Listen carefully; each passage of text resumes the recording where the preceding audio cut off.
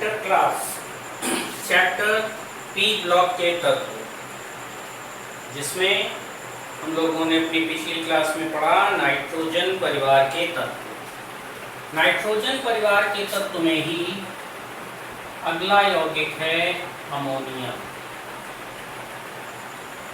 Ammonia के लिए उसका केमिकल फॉर्मूला NH3। यह नाइट्रोजन परिवार का एक महत्वपूर्ण हाइड्राइड है। इसे प्रीस्टले ने अमोनियम क्लोराइड और चूने के मिश्रण के द्वारा प्राप्त किया।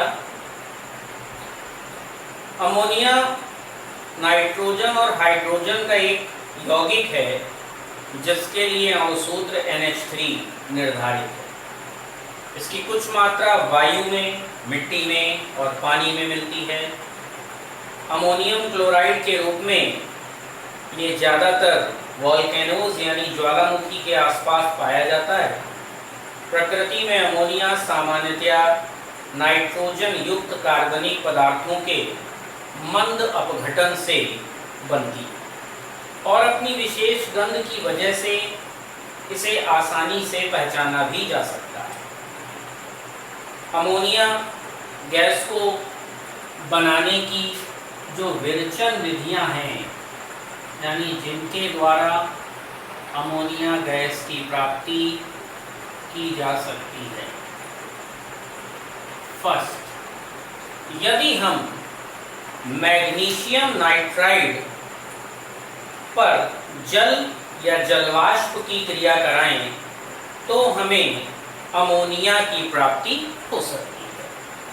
मैग्नीशियम नाइट्राइड के लिए फॉर्मूला है Mg3N2 की जलवाष्प से क्रिया। जब जलवाष्प से क्रिया होती है तो मैग्नीशियम हाइड्रोक्साइड और अमोनिया की प्राप्ति होती है। मैग्नीशियम नाइट्राइड पर जल या जलवाष्प की क्रिया से एल्यूमिनियम नाइट्राइड पर जल या जलवाष्प की क्रिया से एल्यूमिनियम नाइट्राइड Al तो प्राप्ति होगी AlOH के होल थ्राइस की और NH3। अमोनियम लवण किसी भी प्रकार के अमोनियम साल्ट पर NaOH या क्षार की क्रिया, एग्जाम्पल NH4Cl पर NaOH की क्रिया, एक द्विविस्थापन क्रिया है जिसमें NH3 NaCl और H2O। कैल्शियम साइनेमाइड को उच्च दाब पर अति तप्त भाप के साथ क्रिया, यानी हाई प्रेशर पर कैल्शियम साइनेमाइड CaCN2 की अति तप्त जलवाष्प, हाई प्रेशर तो CaOH का होल ट्वाइस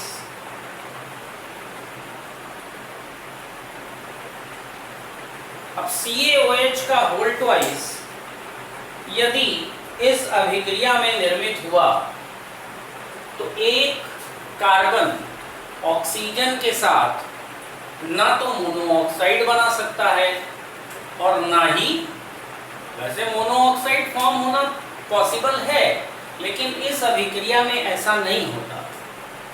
जैसे कि बहुत सारे लोग इस अभिक्रिया को लिख देंगे CO+ 2NH3, तो हाइड्रोजन बैलेंस नहीं होंगे, क्योंकि नाइट्रोजन के अकॉर्डिंग हाइड्रोजन को भी बैलेंस करना है। तो इस अभिक्रिया में क्या बनता है? CaCO3 यानी कैल्शियम कार्बोनेट प्लस NH3 यानी अमोनिया। धातु नाइट्रेटों को जिंक NaOH मिक्सचर या Al पाउडर NaOH मिक्सचर के साथ अभिकृत कराने पर जिंकेट्स प्राप्त होते हैं और अमोनिया की प्राप्ति हो जाती है। तो इसके लिए हमें धातु नाइट्रेट लेना है। तो हम एक धातु नाइट्रेट ले लेते हैं NaNO3। हम लेते हैं जिंक और लेते हैं NaOH मिक्सचर 4 7। इनकी रिएक्शन होने पर अमोनिया, सोडियम जिंकेट और जल की प्राप्ति होगी। तो नंबर ऑफ सोडियम है 8 means 4 Na2Zn O2। Number of hydrogen है 7 nitrogen 1 NH3। Number of hydrogen बचे 4 2H2। तो धातु नाइट्रेट की जिंक NaOH मीन्स जिंक और क्षार के मिश्रण से क्रिया कराने पर सोडियम जिंकेट, अमोनिया और जल की प्राप्ति होती है। नाइट्रोजन युक्त कार्बनिक यौगिक जैसे यूरिया या कोई भी एमाइड, उसे NaOH के साथ गर्म किया जाए तो भी NH3 की प्राप्ति हो जाती है। यूरिया लेते हैं NH2CO NH2, इसको रिएक्ट कराते हैं NaOH से। Number of nitrogen 2, number of hydrogen 4 + 1 means 5। तो इसे हम 2 से मल्टीप्लाई कर लें। अब हमें प्राप्त होगा 2NH3, 2 nitrogen, 2 2 4 2 6 hydrogen, Na2C and 3 oxygen, CO3।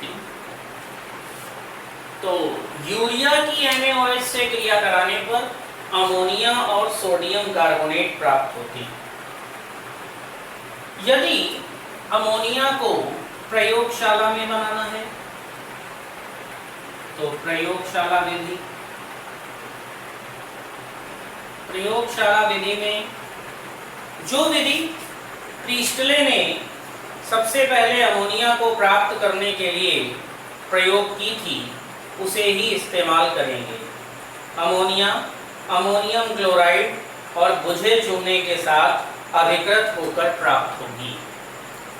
तो अमोनियम क्लोराइड जिसे नौसागर भी कहते हैं NH4Cl, बुझा चूना CaOH का cold. Number of nitrogen 1, number of hydrogen 6।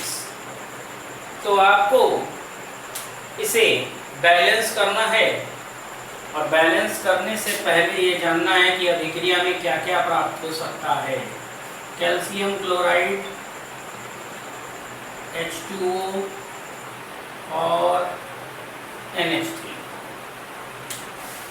अब इसे आपको बैलेंस करना है, तो इसे हम 2 से मल्टीप्लाई करते हैं और इसे 2 से मल्टीप्लाई करते हैं। CaOH के होल ट्वाइस को बैलेंस करने के लिए देखें, एक calcium, 2 chlorine, number of hydrogen 8 + 2 10, 2 3 जा 6, 6 2 8, इसे 2 से मल्टीप्लाई कर दीजिए, आपकी रिएक्शन बैलेंस हो गई। तो इस विधि से प्रयोगशाला में अमोनिया गैस को प्राप्त किया जाता है। अमोनिया गैस को शुष्क करने के लिए इसे बिना बुझे चूने में प्रवाहित करते हैं। बिना बुझा चूना इसके साथ बनने वाली जलवाष्प की इस मात्रा को अवशोषित कर लेता है और हमारा मिक्सचर शुष्क हो जाता है। अमोनिया के निर्माण के औद्योगिक प्रोसेस जिसे हैबर विधि कहते हैं वो मुख्य रूप से एक संश्लेषण विधि है।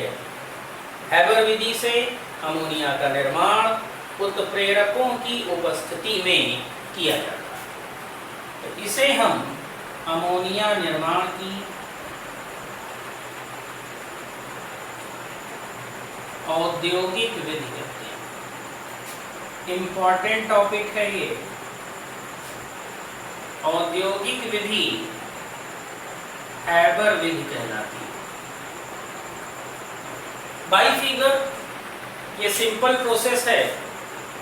इसमें हम वायु से प्राप्त नाइट्रोजन और हाइड्रोजन के 1:3 मिश्रण को एक संपीडक जिसे हम कंप्रेसर कहते हैं द्वारा 200 वायुमंडल दाब पर सोडा लाइन से भरे एक शोधक और शुष्कन कक्ष में से होकर प्रवाहित कराते हैं।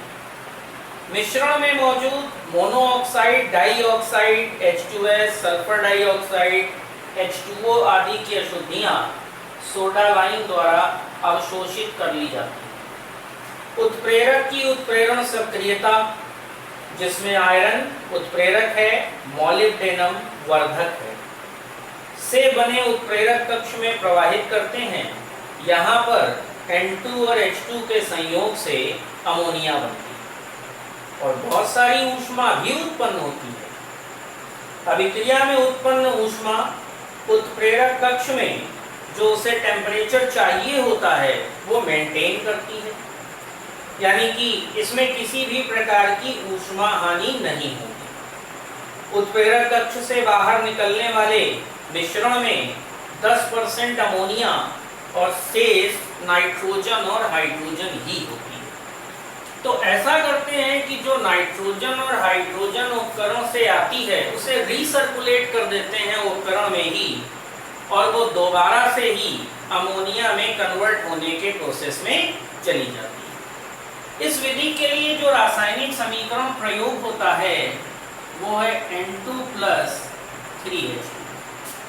अभिक्रिया रिवर्सिबल है इसलिए उत्क्रमणीय चिन्ह लगाएंगे, FeMO प्रयोग करेंगे, 200 वायुमंडलीय दाब होगा, 500 डिग्री सेल्सियस का टेम्परेचर, जिसके द्वारा ये NH3 में कन्वर्ट होगी।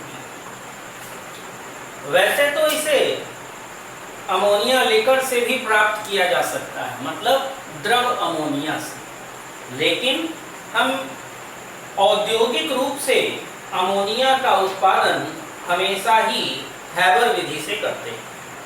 हैबर विधि से अमोनिया का उत्पादन एक सस्ती परंतु अधिक महत्वपूर्ण व्यवस्था के थ्रू होता है, जिसमें लागत कम है और हमें उत्पाद की प्राप्ति आसानी से हो जाती है। तो अमोनिया के निर्माण की औद्योगिक विधि यानी हैबर विधि, जो कि हमारे कोर्स का एक इम्पॉर्टेंट टॉपिक है, इसे हम चित्रात्मक रूप से विधि के साथ लिखते हैं, जिसे अमोनिया के औद्योगिक निर्माण की हैबर विधि कहा जाता है।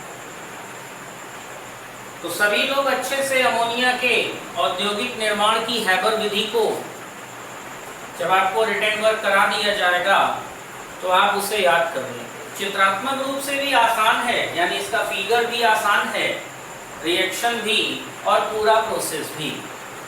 ये एक अच्छा क्वेश्चन है, इसलिए सभी को इस क्वेश्चन को अपने कोर्स के साथ ही तैयार कर लेना चाहिए कि बोर्ड परीक्षा के अनुसार ये एक महत्वपूर्ण टॉपिक है।